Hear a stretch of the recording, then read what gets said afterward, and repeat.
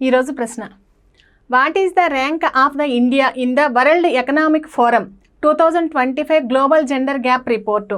ప్రపంచ ఆర్థిక వేదిక 2025 గ్లోబల్ జెండర్ గ్యాప్ నివేదికలో భారతదేశం సాధించినటువంటి ర్యాంక్ ఎంత? ఆప్షన్స్ 125, 130, 131, 148. Correct answer is 131. మన భారతదేశం గ్లోబల్ జెండర్ గ్యాప్ ఇండెక్స్లో 131వ స్థానంలో ఉంది.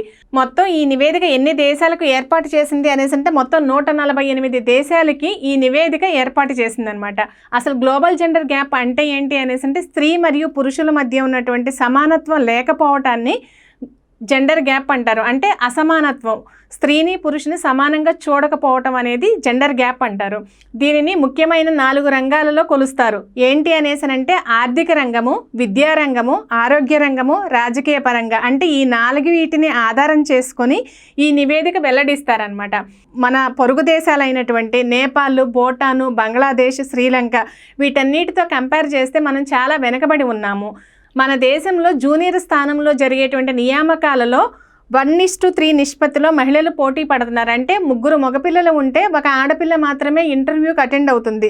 తర్వాత ప్రమోషన్స్ వచ్చే కొద్దిగా మహిళలు చాలా వెనకబడి ఉంటున్నారు.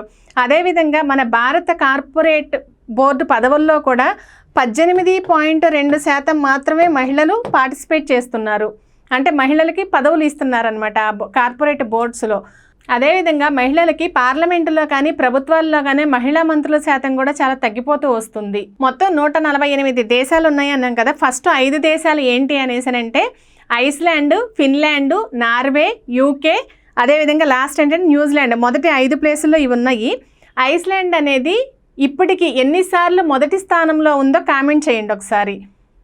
ఇక్కడ ఉన్నటువంటి ఆప్షన్స్ చూస్తే 125వ స్థానంలో నేపాల్ ఉంది, 130వ స్థానంలో శ్రీలంక ఉంది, 131వ స్థానంలో భారత్ ఉంది, 148వ స్థానంలో అంటే అత్యంత అట్టడుగు స్థానంలో ఎవరున్నారు అనేసి అంటే పాకిస్తాన్ ఉంది.